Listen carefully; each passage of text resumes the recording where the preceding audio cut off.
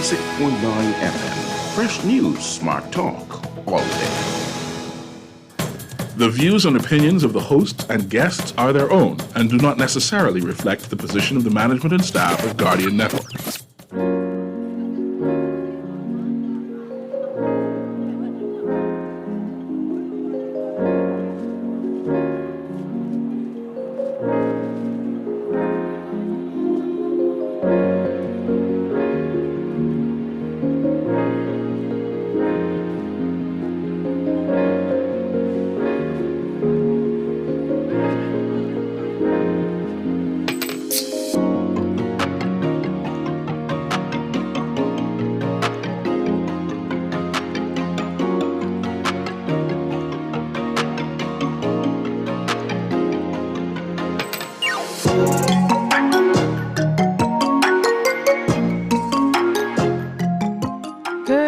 To one and all, you are listening to Beyond the Rock. I am your host, Dazzy, and guess what? It has been an eventful week, but this is not a current event show. We are talking to persons beyond the rock, Bahamians that are doing things either beyond the rock or that are beyond this rock, and also talking a little bit about the things that concern you, right? And so this particular topic tonight, this has been a long-awaited topic. This is something that, you often hear touched on by persons in the community, by other Bahamians, and it's something that concerns us, right?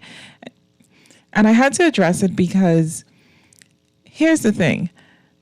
When you are speaking on the radio, you have a responsibility. I truly believe that. And so if there is information that I can access that is going to help to shed light on a topic, I'm going to do that, and I'm going to find the best person that can do that.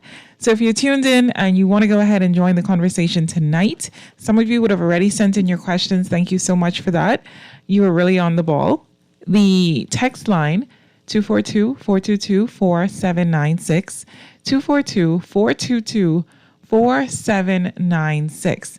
So that's if, you're listening, you have a question or a query for our guest tonight. This is going to be the spot where you're going to get those answered. I'm not sure if we're going to do calls. We're going to try, but we have a lot of material to get through. And if you want to kind of shortcut that process, it's best to send in your questions now, because tonight we're having a trade conversation tonight, right? We're going to be talking about that for export only. Whenever you see that sticker, whenever you see that packaging, what exactly does that mean, right? And how does that affect us? How does that affect the quality of goods that we get? How does that affect our health? Like, what are the parameters around this? And I know the questions that I got already, actually, we're going to try to get to almost all of them tonight. And so if you have new ones, go ahead and text me, 242-422-4796. I'm going to bring on my guest in just a moment. He is no stranger to Beyond the Rock. And he actually was on the very first episode. And a lot of people have been asking to have him come back ever since. So tonight is that night. But before we get into that, and before I bring him on and introduce him, Facebook today, right? I don't know if you are an avid Facebook user, but everyone got logged out today. And it was it was very panicked, right? Because the first thing a lot of people thought was, did we get hacked?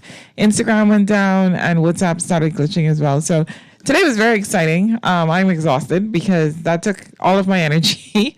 Unfortunately, I needed to use Facebook that very moment for a client.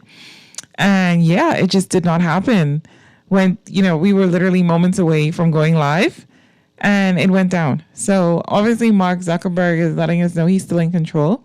I'm not mad at you, Mr. Zuckerberg. You do what you need to do to maintain control. But, for goodness sake, could you have a server to back up the server? We would really appreciate that. So I see your messages coming in. Let's do the roll call. I know you love to do that. Let me know where you're listening in from. And go ahead and text that to me, 242-422-4796. And so if you're a Bahamian around the globe, let me know where you're listening in from. And even if you're a Bahamian here locally, let me know which area you're listening from, because it always helps to get some context. And, we always have like ones that surprise every week, right? So please go ahead and send that to me. I would love to read it. So let me read two of them so far. So this one says, and I do believe this is the same person. So it says, "Hi Dazzy, listening in all the way from Coral Harbor." Well, that's pretty far, right? The Guardian is a good distance away from that. Here's another one, and this one says, "I'm listening from the domestic terminal in LPIA." Well, safe travels to you, and thank you so much for tuning in. Here's another one, tuned in from Manhattan. Thank you so much. Manhattan is lovely if you can just hold your nose and look past, the homeless situation. Here's another text. So this one says, "Hi Dazzy, listening in from London. Thank you so much." Here's another one. So this one text was incomplete. If you could please resend this, I'm not sure. It just kind of trails off. So maybe you prematurely sent that message. So go ahead and text us back. Again, the text line is 242-422-4796. I see one or two of your questions already. We are going to get to them in just a second. So without further ado, I would like to introduce my guest, Mr. Kemi Jones. Kemi, are you with us? Hi, Dazzy. Hey. I will say good morning from my end, or oh my good goodness, afternoon from yours. So I must ask, right? What time is it over there? So it's 12:36 Oh my a.m. goodness. So it's already tomorrow my time. It is. So this is a time travel conversation, basically. I'm in yesteryear and you're in the future. I love it. This is good stuff. So Kemi, if you can just bring the Bahamian people up to speed. To those that do not know who you are or did not listen to the first show, can you just kind of let everyone know what your role is and where you are? Yeah, so I am Kemi Jones, a quote-unquote young Bahamian. You are young. Please stop the quote-unquote. Thank you. Fountain of youth happening there. Right. Please. So I work for Ministry of Foreign Affairs, and I'm currently attached to the permanent mission in Geneva here as a trade attaché. So what that means is I deal with a lot of the multilateral engagement for the Bahamas here in Geneva. So organizations such as the International Telecom Union, World Trade Organization, and other UN bodies related to trade, I represent the Bahamas in those fora. Right. So you're basically the one that represents a lot of our interests and also helps to coordinate a lot of what happens on the ground. Well, yes, when it comes to multilateral space, yes, I do. Okay, fantastic. So just very, very quickly, I know we did this in the first show, but for anyone that's not listening, could you give me like a quick, brief outline of what your educational path was to get to this spot? And the reason why this is important to do is because you have one of the most inspirational paths that I've heard in a very long time that demonstrates commitment. Okay, Kemi, you don't do that by just getting by. You know what I mean? That's actual commitment. So could you give us kind of like a little roadmap of where you started and how you got to where you are now? Well, and thank you for asking that, because I know I didn't do a service to it last time. So yes. Funny enough, I am from 8 Mile Rock, Grand Bahama. So, for those who know, rocks are shots. So educated in public school. And from there, came to school to COB at the time. I actually started off as a biochemistry major. For whatever reason, I thought I would be a good doctor until the real world hit me and I realized it's not my calling. And I went off to school in Minnesota, full scholarship. And there I studied economics. Loved it. For the first time in my life, I was not getting straight A's. It challenged me and I did a total switch to a new career path. From there, working in financial services before I went back to school in Beijing, China, of all places, and did my master's in public administration there. The path is not very linear. It's been very diverse. But fortunately, one thing I am proud to say is so far in my life and in my educational path, I've never had to pay for education. Hold on, stop right there. You've never had to pay for education. No, and I say that not to boast, because that actually touches on a point that I actually got a lot of messages on after the last show. Yes. I've never had to pay for education, and I think as a people, us Bahamians, I don't think we should pay for education. There are ample scholarship opportunities out there. There are many ways that persons can finance their education. I don't think you should have to pay for your education. And when I say that, if you allow me for a second, the reason why I say that I'm going to do a bit of shameless plugging right now. No, go ahead, because I'd like us to segue into this actually before we touch the main topic. So please go ahead. Sure, certainly. So at the Ministry of Foreign Affairs, where I currently work now, I mean, there are myriad opportunities for scholarships for Bahamians to go abroad. If you want to see, the East, there are opportunities in China, Korea, Japan. If you want a warmer climate, South Africa, Morocco, Ghana. Even if you want to stay in the West, Brazil, we are inundated with opportunities for Bahamians to study abroad. And I will send you the link after this show for persons who are interested, but information is available on the Ministry of Foreign Affairs website, as well as Ministry of Foreign Affairs LinkedIn page, Twitter pages. I know my current Director General at Foreign Affairs right now, Jerusa Ali, she's big on scholarship opportunities because she herself studied abroad in Japan and in Europe via scholarships. And me, myself, I'm a benefactor of this. Absolutely. So there are myriad opportunities out there. There's no reason why Bahamians in this day and age need to pay for education. So as long as they are capable, they have the desire, basically the opportunities are there. We have no excuse. None at all. One of the most interesting things I remember before I left to go to school in Beijing, sitting there, we had a reception at the Chinese embassy for all of the scholars who were going abroad that year. And that year, there were about 12 persons who were leaving. And the Chinese ambassador, she said, she's curious to understand why so few Bahamians are applying. She was saying that, there's 12 of us, that's a decent amount, but the quota that's allotted to the Bahamas is so much larger. And Bahamians don't take advantage of it. And I'm sure persons are always going to say, well, we don't hear about it, et cetera, et cetera. So now let's cut that out. There's no excuse now. I'm telling you where you can go to get that information, to apply and take advantage of the opportunities. Right, and here's the thing, and I want you to list where our listeners can go one more time, just so they can find it, because, like you said, a lot of times that is used as an excuse, not as an excuse, but it is used. Well, I didn't know about it, I didn't hear about it, and so it's up to us to kind of strip that away. So where do they go if they're listening right now? Where can they just pull out their phone and what can they type in to go ahead and find these opportunities? Well, the best place to go would just be to Ministry of Foreign Affairs' website, mofa.gov.bs. Okay. And once you go to that page, you can find the section that deals with international scholarships. And there's tons of information there.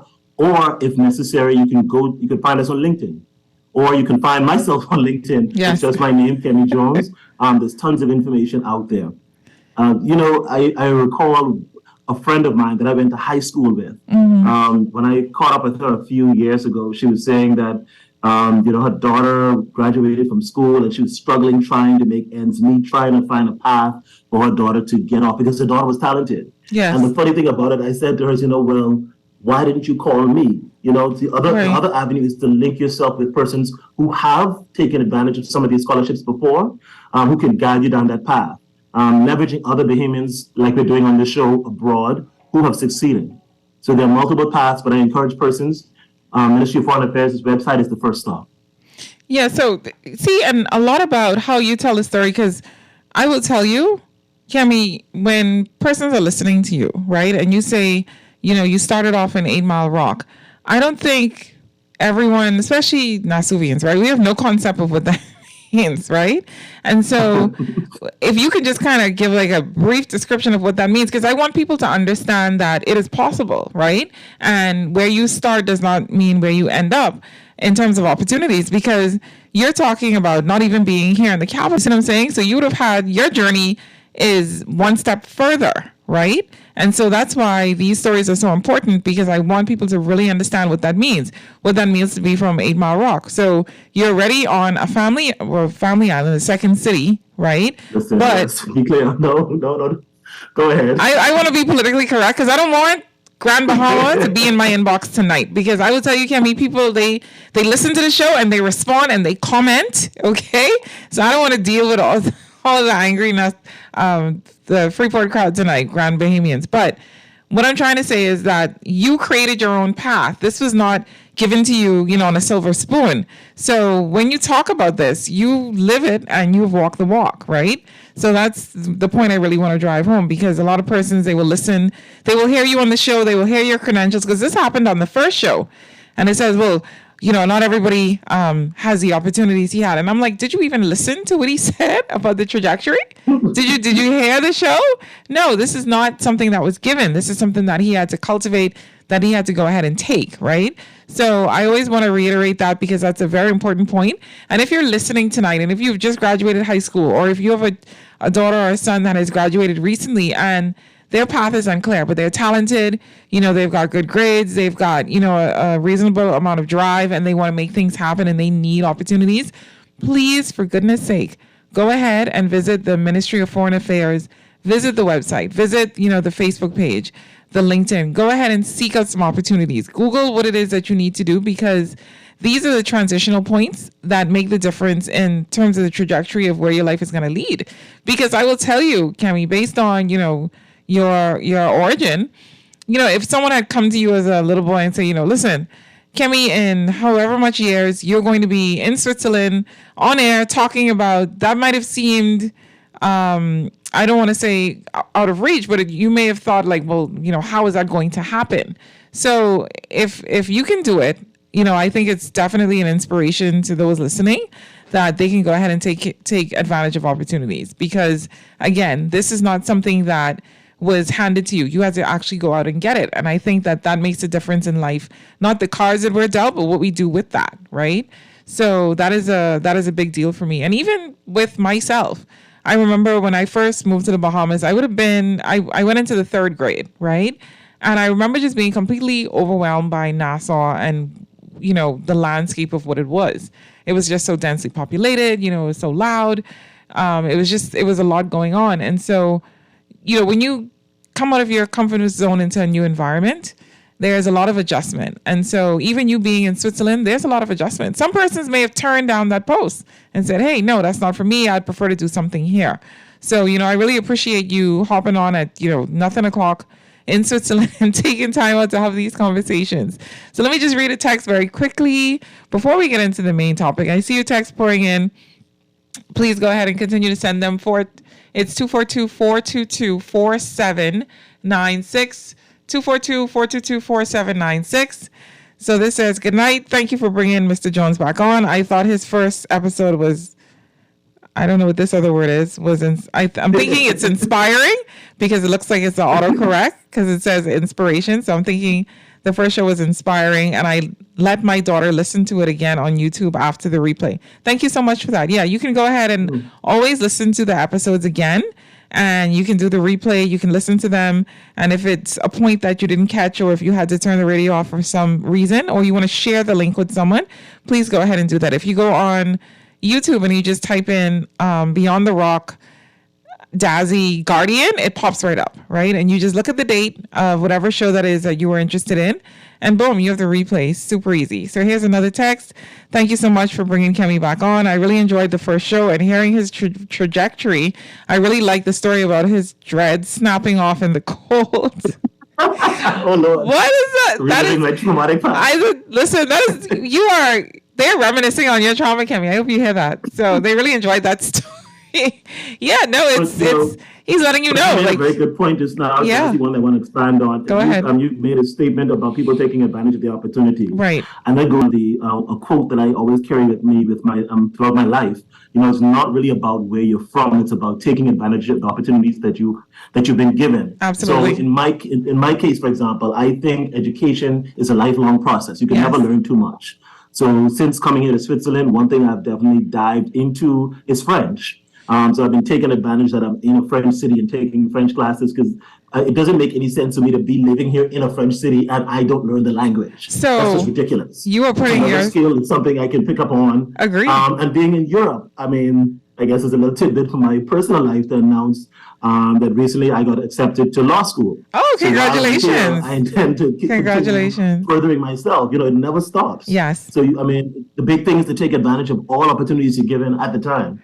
So before we dive into this export, because someone just texted and said, could you please get to the export, please, right? Because this topic right here, Kemi, I will admit, I set you up a little bit. This is such I don't think you realize how hot of a topic this was when I innocently said, hey, you mind hopping on talking about this? But this is a topic that a lot of persons are concerned about. So let's get right into it. But before that, say something for us in French. Okay, you can't put me in the spot like that. Maybe at the end. Let's do it then. Let's do it then. Because it is 12, that's 12 o'clock in the morning. Yeah, I know, right? You like, listen, ma'am, I'm trying to keep it together for you, and you stretch into bounds. So let's get right into this for export only, right? This is a serious topic that comes up all the time. And so I'm going to start with this particular question that came in, because this is what a lot of us will think when we see the actual sticker or the sign that says for export only. So a question came in, but when I posted the flyer letting people know that the show was coming up, is asking about, is for export only, does that mean the Caribbean is a dumping ground for subpar ingredients? So let's start there. What does for export only mean, and is that one of the implications? Okay, so let's start. Let's start from the beginning in terms of framing the background. Excellent. So the whole idea of export only is not necessary. It does not imply, nor was it intended to mean that you're dumping goods. That's not the concept behind it at all. When you think of a city like Freeport, where I'm from, right, this is the best way I can walk you through the intent behind the export only concept. Okay. When you look at a city like Freeport with the container port, the city of Freeport itself was always designed to become what's called a special economic zone. The idea being that it's a small catchment area where concessions are given to businesses to help the local economy thrive. Those businesses, they're supposed to provide jobs, money for the economy, but those businesses are not supposed to participate in the local economy. So the best way I can describe this is look at Sands, for example. Okay. Sands is a local company that makes beers that's located in Grand Bahama. Right. In the case of Sands, obviously they get certain financial assistance from government as any big business was to be located there. But let's say, for example, Budweiser wanted to set up their factory in Freeport. They're not setting up their factory because they want to sell beer in the Bahamas. They want to set up their factory in Freeport because Freeport has the container port, which gives them easy access to shipping. And they want to, and then they want to take advantage of that to ship their beer to Turks and Caicos, to Jamaica, to Trinidad. So what I'm hearing, so what I'm hearing is then primarily when we look at for export only, this is more so a framing of trade and economics and profit and concessions first. It is, but in terms of the intent, it's profit, but not profit being made necessarily on the backs of the local economy. Right. Because in the case I was giving there, if you have Sands operating in the local economy, someone like Budweiser setting up in Freeport that's attempting to sell their product in Jamaica, they would probably get wide concessions on real property tax. They would probably get concessions on setting up their business licensing and those kind of fees. And Budweiser would have an uncompetitive advantage over Sands. Absolutely. So if Budweiser were to sell their beers locally in Freeport, they would be able to sell it much cheaper and put the local company out of business. So the whole idea of export is that even though the Budweiser beer would be manufactured in the Bahamas, is not intended to be sold in the Bahamas. So on the label, you would see export only. That protects consumers and that protects local businesses because those products should not be sold in that local market. However, when you get to Jamaica, you will see on the label that the Budweiser beer is produced in the Bahamas, export only, meaning it's only being sold outside of the country. So it's nothing to do with the quality of the product. It's more about the economics and the relationship of the business model that's being set up. Okay, that is a lot to take in. So here's the thing, right? And this is another question that came in. If how you're describing it is to really marinate, one would lead to the next question of saying, okay, does the Bahamas then have a trade policy, right? Because if you are looking at for export only in the context of trade, do we have a policy? Do we even have a policy around that, right? And I'm almost asking this as a rhetorical question, but can you expound on that? What are our standards for that? Actually, that's a very, very good question. And I benefited when I was in the Ministry of Finance in a previous life to be working with the Ministry of Economic Affairs and the Trade Department there. Yes, there is a national trade policy for the Bahamas. I think it was finalized since 2022. And my colleagues at the Trade Commission, as well as the Ministry of Economic Affairs, have been doing a tremendous job of promoting the Bahamas trade policy that speaks about things such as exports, imports, the framework in terms of taxation and all of those things. My colleagues, Barry Griffin and Ian Cargill, they've been doing a wonderful job going on Bahamas Sunrise to actually promote and speak to the Bahamas trade policy and what it does. Sorry, I'm not trying to promote another show on your show. No, that's quite fine because I've actually seen those plugs. Yeah, no, go ahead. I've actually seen those plugs. So is there anywhere publicly that someone could go ahead and perhaps Google and try to find these policies or any literature around it if they were so interested? So for that, yes, Ministry of Economic Affairs and the Trade Commission, that information you can get from them. So the information is out there, and they've been doing a tremendous job doing the road shows to promote the Bahamas as an export destination. So, for example, you would have seen during the coronation where the Bahamas set up products in Harrods. So Bahamian products being exported, put out there in the international market. And that ties in other agencies such as standards, in terms of what's the quality of product that we're putting out there. It ties in agencies such as SPDC, that's dealing with capacity building for Bahamians to make sure when they put these products out there in the world, they're at the quality that the average consumer in the international market is demanding. So this is interesting. I want to touch on, because I have a couple questions that actually came in via text, and I want to touch on those. I do want to go ahead and take a quick commercial break. So if you could please stick and stay. Can we please don't go anywhere? We're going to pick this conversation. Yeah, please do not, right? So I feel so nervous. I'm like, oh my goodness, we have to do it, right? We got to go ahead and do it. So stick and stay. You are listening to Beyond the Rock. I'm your host, Dazzy. I am talking to him tonight, and he's all the way in Switzerland, and we're talking about for export only. We're having a conversation about trade, about the things that you want to know surrounding when you see that label in the food store. Yes, we are talking about that tonight. So please go ahead and continue to send in your messages. 242-422-4796.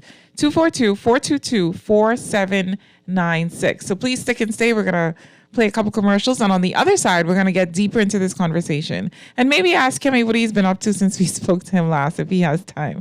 All right, please stick and stay.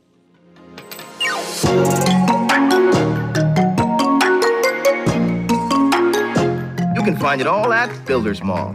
From cement, lumber, block, plumbing, and electrical, to paint, lights, vanities, and tiles. Not to mention all the tools you could possibly need to get the job done. Say if you're starting a major project, adding the finishing touches, or just doing some repair or rental work around the house. FYP, the Paint Center, and Tile King can help. Stop by or call 601-8453.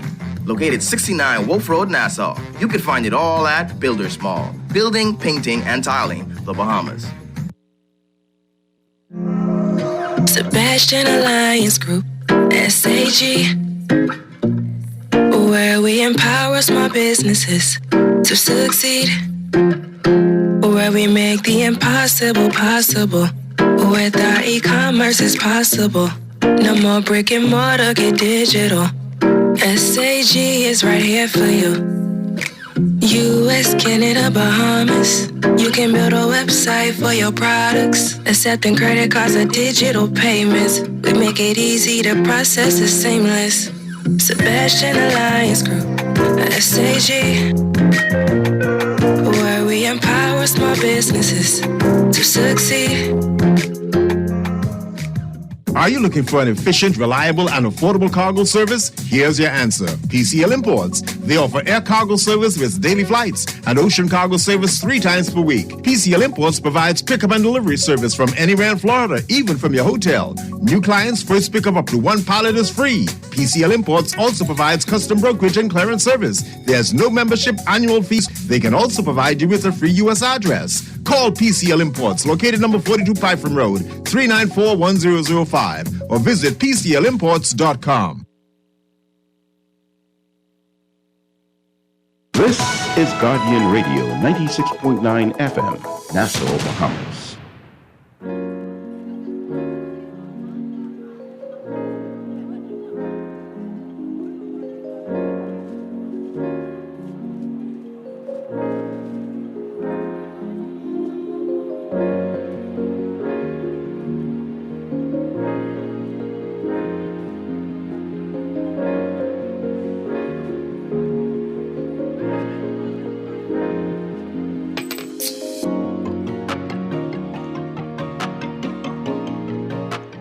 And we are back. You are listening to Beyond the Rock. I am your host, Dazzy.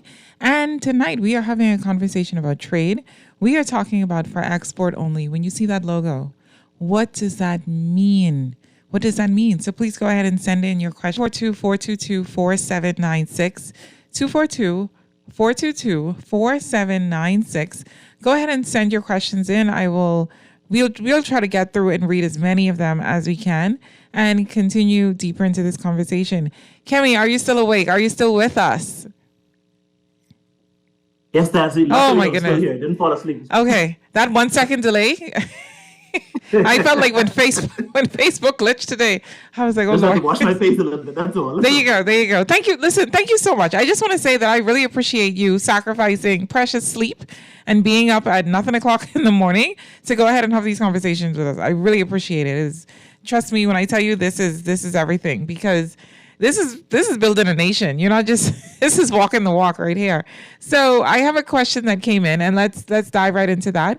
So it says, if it is just trade, why is the label so visible? So I'm guessing this question means, why don't they just have like a little line somewhere on the box instead of having like that? Because it's usually a big circle, right? That you see on the, why is the label so visible? I guess that's the question. But that's the intent of it, because if using the example I gave, yes, if you are Sam's Bear in the Bahamas and you see someone who's getting opportunities and tax breaks greater than you, meaning that they can sell their products at a lower price, wouldn't you want the label to be big for this person, so they can't infiltrate the local market and compete with you? Wouldn't you want that? So, I mean, that's more of a branding thing, and that's usually up to the requirements of the local countries and the locals, I guess in the case of the U.S., the local states, in terms of how that brand is replicated. But if you are the local producer competing with this export company, it's to your benefit to having that label as big as possible, because you don't want that in your local market. You want everyone to know this is a product that should not be sold in my country, even though it's made here. Correct. I can see the logic definitely behind that, especially from a marketing standpoint. Another question came in, and we'll address this one. So it says, the FDA regulates food supply standards in the USA. How proactive is our government in doing this? Are we just accepting? So before you answer that, Kemi, I will just say, personally, I've done a lot of research about food standards and what is acceptable. And let me put this delicately. I don't think the USA is necessarily the beacon of standards for this, because if you look at a lot of ingredients that are in the UK versions of the same food that is sold in the USA, it is a lot different. There's less additives, there's less preservatives, there's just less of everything. So one can reasonably say that, healthcare in the UK is, socialized, obviously. So the NHS, has the burden and responsibility of taking care of its citizens. Even though they pay taxes for it, it's still socialized, in that way. So it would lead to reason that they would be a little more proactive in terms of safeguarding health. And in the US, obviously that's not the case. Healthcare is all private. There is Obamacare, but that is not, the standard of what everyone can access. So they're a little more liberal with the ingredients. So question that came in text that perspective, but I'll just say, in me doing my own research, I've not found, the USA necessarily to be the top standard in food safety. And I say that without trying to, diminish what it is that the FDA does, because obviously it is extremely valuable. But I mean, if you just look at the ingredients, it kind of speaks for itself. And one of the main ones you can look up, and without giving anyone a plug, is look up, mac and cheese. I'm not going to say the brand, but look up the UK version, look up the US version. And so there's, I'm not telling you what to do or what to eat, but, it's relative. It's all relative. Kemi, do you have any thoughts on that question? Let me read it again. So it says the FDA, or maybe a statement, I don't know how it turns into a question, but it says the FDA regulates food supply standards in the USA. How proactive is our government in doing the same, or are we just accepting? I mean, I think I'll be a little more diplomatic than you were in terms of my response. You better be. I'll say this. You better be. Well, firstly, as a Bahamian abroad representing the country, yes, seeking to educate myself, I know within the public service, we work very hard to make sure that we educate ourselves and be on the cutting edge. So I would firstly ask the question, why are you assuming that we are not at the same level or the same standard as some of our peers? Because in many cases, we have Bahamians working in these different agencies, whether it's customs or whether it be agriculture, going abroad and doing this training. So don't assume that we're not at the same level. That's the first thing. But in terms of the standards, it's very relative. I give you my example, case in point. Me here being in Geneva, Switzerland. Do you know that on the shelves here in Switzerland and generally in Europe, they don't allow GMO products on the shelves? They do not allow? No, that was the biggest. For me to live here in Switzerland, I have to go to the grocery store like at least every 3 days, because the meats that you have on the shelf here, the groceries that you have on the shelf, everything is marked bio, organic. Much fresher. They're not in the habit of selling genetically modified items on the shelf. So the quality of meat and the type of meat you get here is very different than what you get in the US. So it's not a matter of that is not necessarily healthy. It's just a matter of the preference for that country in many cases in terms of the standards, where they want to go. Now, I've heard that they're going to lighten up the legislation here in Europe to allow GMO products in just because... No, what are they doing? They're going backwards? Well, in terms of meeting the demands of the local market, being able to produce enough the quantity that's demanded. So as you can see, these things change over time. So oh my goodness. Mean the food is necessarily bad and not fit for eating. Yes. It just depends on the preferences. Here, that's a quality of life. I mean, I enjoy going to the grocery store every 2 or 3 days with my little bag, picking up groceries. The fridges here are small. It's a part of my everyday routine. I walk and I exercise. Oh, that's wonderful. It's different. It's just a matter of the preferences of the country. That doesn't imply that the food is bad. But I would say, in terms of the work that my peers are doing through our government, I think they're doing an excellent job to make sure we stay on top this year, just like in any other country. Yeah, the standard, and I will say this from the perspective also of, because I speak to a lot of persons constantly who move abroad, right? Or who travel consistently. And depending on the region where they are in the world, their perspective on our food changes, right? And so some of it is good, some of it is bad, some of it is kind of like in the middle. So when you enter conversations like this, it's easy to get kind of carried away.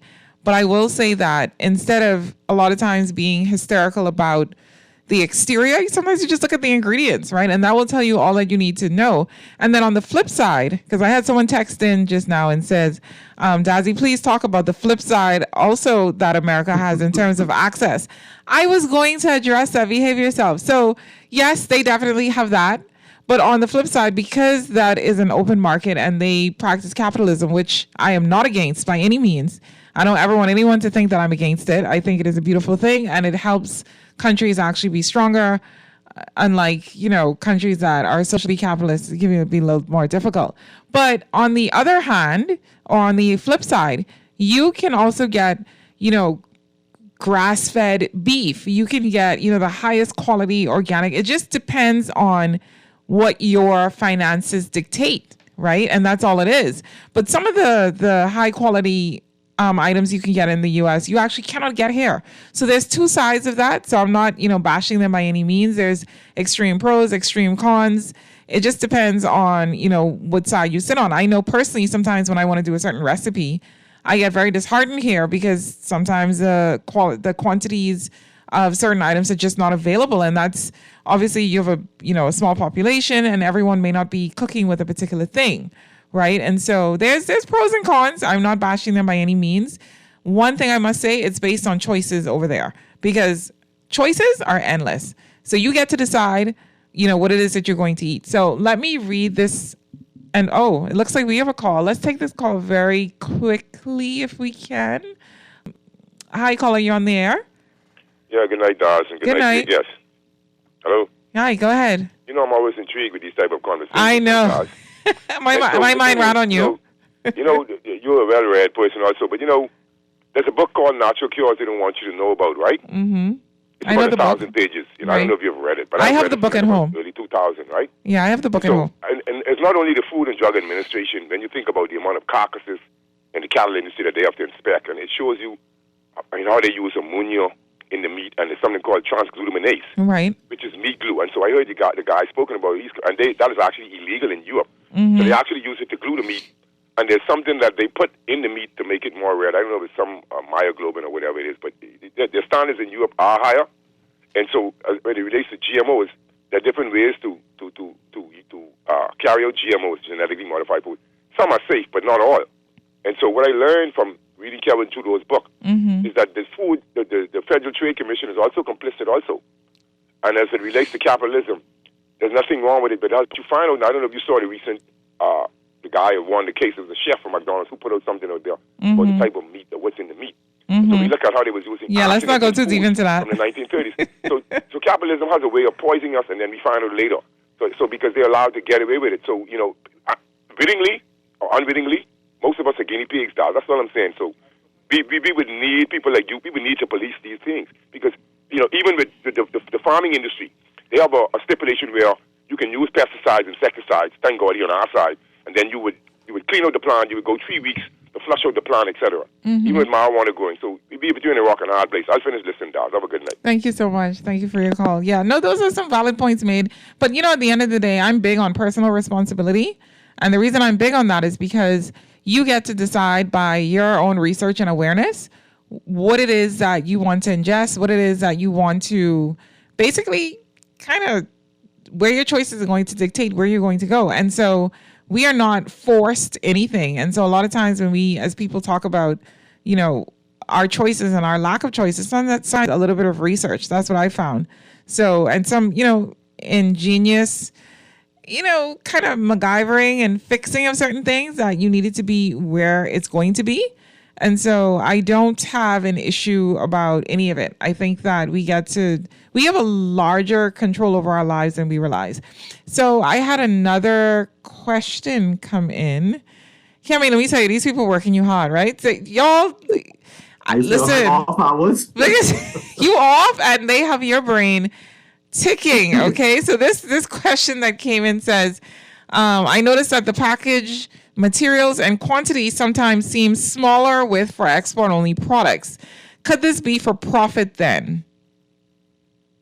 I mean, it depends on the company's business model. I don't think you can apply that across the board to everyone. It would kind of depend. It depends. It could be a matter of packaging to save space in the containers for shipping purposes.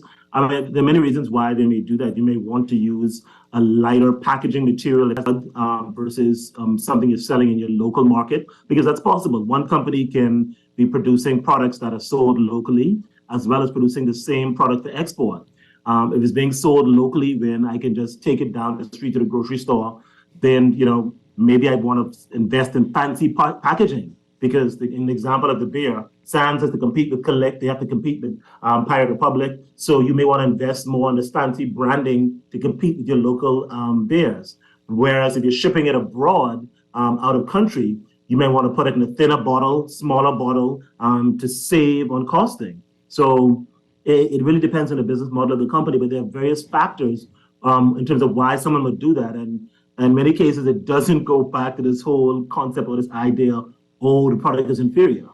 Correct. Yeah. So I wanna touch on that whole product is inferior, because I know from, if you look at like clothes, right, or fashion, a lot of times that is a criticism, but we have to remember that in every company here locally, you have the buyers as well.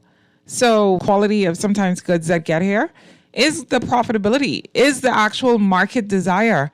Does the market desire $200 pants, right? Or do they desire, $50 pants? So a lot of those choices are made based on the buyers in the company and what is actually selling and what is profitable. Because at the end of the day, that is what a business is. It is not there to be, altruistic. Those things are great, but it's there designed to make money. So whatever is going to sell. So we as consumers sometimes have a lot of responsibility, and we can actually influence what comes into the country based on our choices. Like, for example, and I'm just going to give them a free plug, but I remember one time ago, you would go into Super Value and you wouldn't find a lot of what is the name of it? I think it's Red Mill products. You would only see like a tiny selection. And this would have been back like about maybe 10, I'm thinking 10, 12 years ago.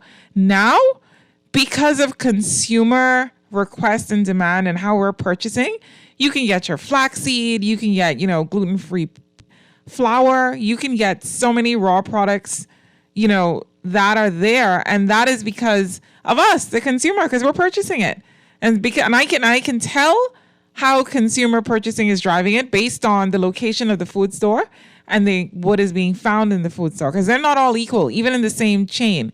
So you can tell which demographic is purchasing what and what it is that is flying off the shelf. And that's obviously what they're going to stock. So us as consumers, we have a big responsibility to go ahead and also shape what is brought into the country based on our purchasing habits.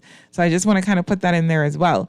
So here is another question. Well, this one is a comment. So this one says, "Thank you so much. Very informative show. Really enjoying it. I am one of the persons that sent in the question saying if the Caribbean is a dumping ground. And the only reason I made this context is because even with cars for export only sometimes means salvage titles." So, okay. I used to be in the car industry. Let me just address that very briefly. Really? Again, yes, me. You want to love selling cars, really? Absolutely. I loved it, right? Wow. It was like one of my favorite things. And so even when I did the work a couple years ago with Easy Car Sales, it was like, it was very reminiscent of doing it years ago because, I love cars. So I always loved being in that industry. So here's the thing. Again, consumer demand, consumer choices are going to dictate what is brought in and what is sold.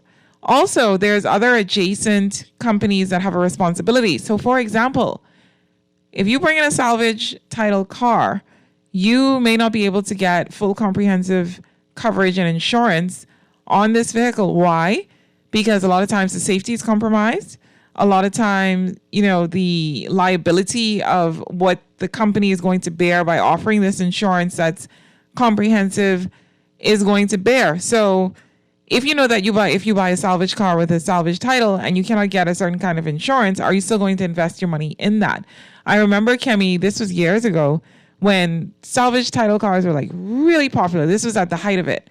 And I will never forget this accident. There it is. But if you used to work with me back then, in fact, I saw two of my former coworkers today, and we were just having this conversation, but the car got into an accident and it was obviously welded almost in the middle of the frame.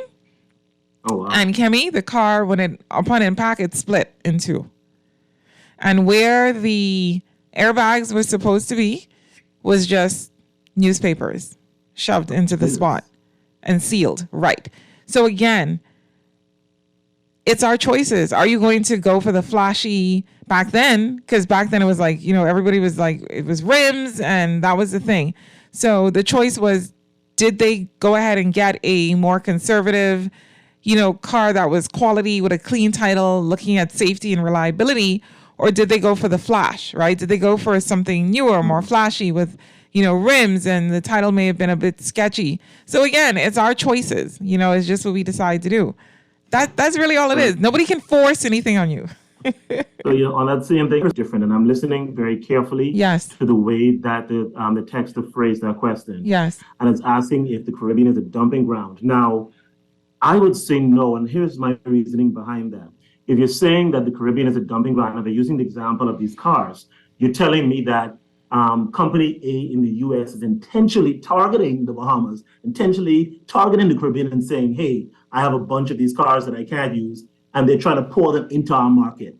From what I've seen, I don't think that's the way. They don't even think about us, Kemi. Way around. They don't even think about us. I can tell you that. No, I think it's the other way around. We are the ones requesting items from them. So they're not trying to dump onto us. We are demanding their quote unquote, not good products. So I don't think you can call them, say that they're dumping on us. Right. Because in the same case, I remember, hurricanes in Grand Bahama, like Dorian, et cetera, such as that. If your car got damaged, persons would go online and look for someone in the U.S.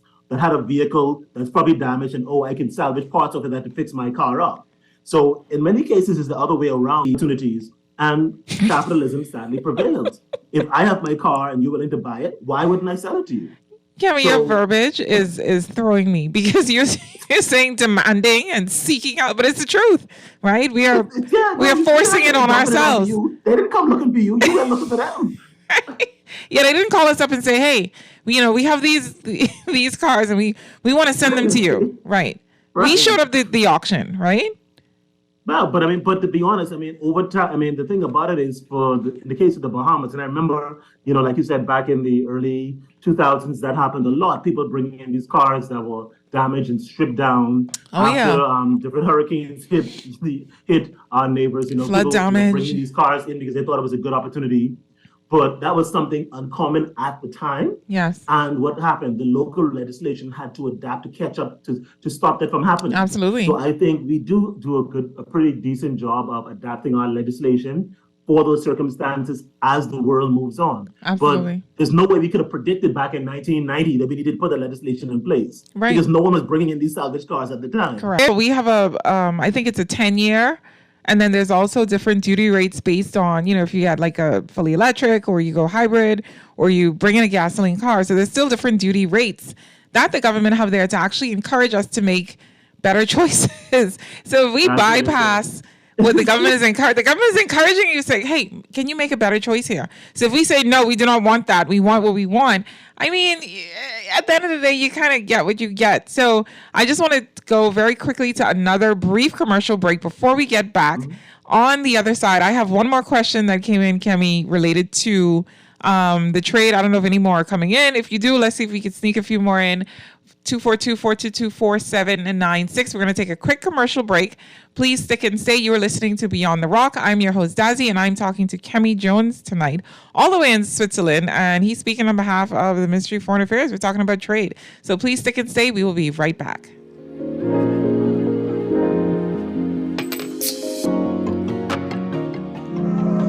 Sebastian Alliance Group, SAG.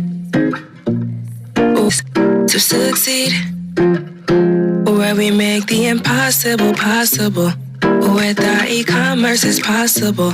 No more brick and mortar, get digital. SAG is right here for you. US, Canada, Bahamas. You can build a website for your products. Accepting credit cards and digital payments. We make it easy to process, it's seamless. Sebastian Alliance Group, SAG, where we empower small businesses to succeed. You can find it all at Builders Mall. From cement, lumber, block, plumbing, and electrical, to paint, lights, vanities, and tiles. Not to mention all the tools you could possibly need to get the job done. So if you're starting a major project, adding the finishing touches, or just doing some repair or rental work around the house, FYP, the Paint Center, and Tile King can help. Stop by or call 601-8453. Located 69 Wolf Road, Nassau. You can find it all at Builders Mall. Building, painting, and tiling, the Bahamas. Are you looking for an efficient, reliable, and PCL Imports? They offer air cargo service with daily flights and ocean cargo service 3 times per week. PCL Imports provides pickup and delivery service from anywhere in Florida, even from your hotel. New clients first pickup up to 1 pallet is free. PCL Imports also provides custom brokerage and clearance service. There's no membership, annual fees, or contracts. They can also provide you with a free U.S. address. Call PCL Imports, located number 42 Python Road, 394-1005, or visit PCLimports.com. This is Guardian Radio, 96.9 FM, Nassau, Bahamas.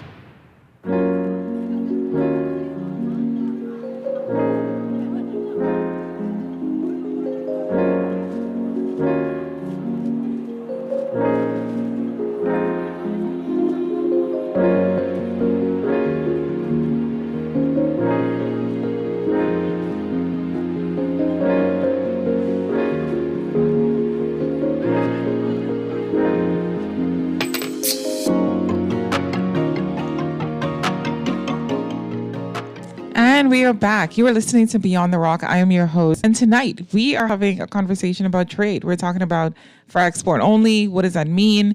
How we participate as Bahamians in encouraging for export only. How our purchasing decisions, directed, and what for export only actually means. Is it more trade? Is it, as a texter characterized, and I hate hearing it. Is it because that other countries see us as a dumping ground? What is it? And how are our behaviors really increasing this demand? So, Kemi, I just want to say before we go ahead and wrap up the show, because it never seems to be enough time, that I really appreciate you taking your time out to have conversations with us. I know you're not in your official capacity by any means, right? So we really appreciate your donation of time to have these conversations, because it's very well received, and it's conversations that we really need to get to the bottom of. So I really appreciate you. Well, no problem at all, Dazzy. It's for labor of love, and it's part of my patriotic duty to give back and to share the information that I'm learning out here in the international market, with my country. So. Yeah, no, it's a part of being. And I just want to say very quickly that next week we are going to be having a conversation, and I'm going to say this now so that he will show up for sure, because he's a very busy man. But we're going to be having conversations talking about if you are on this rock, but you need to get money from beyond the rock onto the rock, and you're having difficulty with that, and you're struggling trying to put LLCs together, and you're trying to match PayPal with Payoneer, with Stripe, and it's not working, and they're deleting your account, and they're freezing your money, and wire transfers are not working, et cetera, et cetera. We are going to have that conversation next week, and this is an important conversation. The conversation actually started about 5 years ago? When I had TrendWatch. I think it was about 5 years ago. And so I extended the invitation to the gentleman to come back again, and he graciously accepted. So I'm putting it out there so that he will go ahead and cancel whatever else he's doing and talk with us. So let me get to another question. Well, before that, let me get to this comment. So it says, good night, everyone. Listening from Spain. What part of Spain are you in? You have to be a lot more specific than that. Where are you tuned in from? Which part of Spain? Ask them for details. I might want to come and visit. Right. We said they're in Madrid. Okay. Well, thank you so much. Well, Bahamians, we're everywhere, right? Here's another one. So listening all the way from Vienna. Okay. That is again. I want to come and visit. Come right. Listen, hit Kemi up, please. Y'all got to do y'all ain't leaving me behind. I coming to visit us also. And I bring in my children behind me, so we all gotta go, right? So this is excellent. So here's another question. It says, is it possible as a Bahamian to set up a for export only business that's advantageous to me as a Bahamian in another jurisdiction? So I guess they're asking if they can set up a business somewhere else in the world that's exporting back to the Bahamas. I read it. So it sounds, just from rereading it again, I guess they're saying that the same way how for export only happens in another country, if they can do the same to export back here. It is possible. Now, would you want to? Do we have enough market share to make that profitable? I don't know. Those are questions you would have to find out, but it's definitely is asking for, so here's somebody asking for you to repeat for the scholarships, Kemi. So it says, good night. Can you please repeat again? How do I go ahead and find about the scholarships and opportunities? I just graduated last year. Okay. Well, I just sent you the link, Dazzy, that you can did? share. Okay, hold on. Let me pull that up. Yeah. Okay, so I see the link here. So it's, okay, this is quite a long link. What I'm going to do is please go ahead and follow me on Facebook. It's Odaz Lightbourne Benaby, and I will go ahead and post the link. And then also go to Beyond the Rock on Facebook, the page itself. And I will go ahead and post the link, because this link takes you directly to the international scholarships. Kemi, thank you so much for this. This is amazing. So I see 2 more questions, but we are out of time. Kemi, I don't know if I could beg, probably like in another month or so. I know you have to rest and recuperate, but I'm probably going to need you to come back, please. If you message me the questions, I can try and get an answer back to your texters as well. Okay. I will. A whole month. Right. I will go ahead and do that. So yeah, we really appreciate it. Very quick. We have 30 seconds left. What else have you been up to? Have you enjoyed anything kind of out of the way? Like, what's going on? One I went to a professional basketball game here in Switzerland the other day. Yes. It was so interesting. I don't know if you're a big soccer fan, but not huge. I know a little bit, but not too much. Okay, well, when you see soccer happening, usually you would see when the players come on the field, they come out, with the little kids, one of the little kids' hands. It was so interesting. At the professional basketball game here, they did the same thing. Professional basketball players coming out, holding the little kids' hands, and I just looked at it like, wow, this is interesting. Yeah, it's very, very different. But the more interesting part about it is some of the guys who are playing, professionally here in Europe. I mean, these guys are like 5'5", like tiny. Oh, wow. On the court. And I say that to say, I come from 8 Mile Rock. Yes, So we got produce 10 people seconds John left, Jones, Kemi. Buddy 10 Hield, seconds. Yeah. So, I mean, if you can't make it in the NBA, Hey. Europe is where you want to be. Was where you want to be. Listen, Kemi, thank you so much. That is very inspiring, actually. I'm gonna tell someone else. I have a cousin, he needs to know about that. But thank you so much, Kemi Jones. I really appreciated the conversation tonight. You are listening to Beyond the Rock. I'm your host, Dazzy, and we had an amazing conversation with Kemi Jones, all the way in Switzerland, talking about trade and for export only. So to go ahead and hear a replay of this show, please go on YouTube and type in Dazzy Beyond the Rock and the date, and it will go ahead and pop up. It usually takes like 2 days to load. So stick and stay, everyone. Thank you so much for sitting here. And next week, we will have more conversations. Have a good one.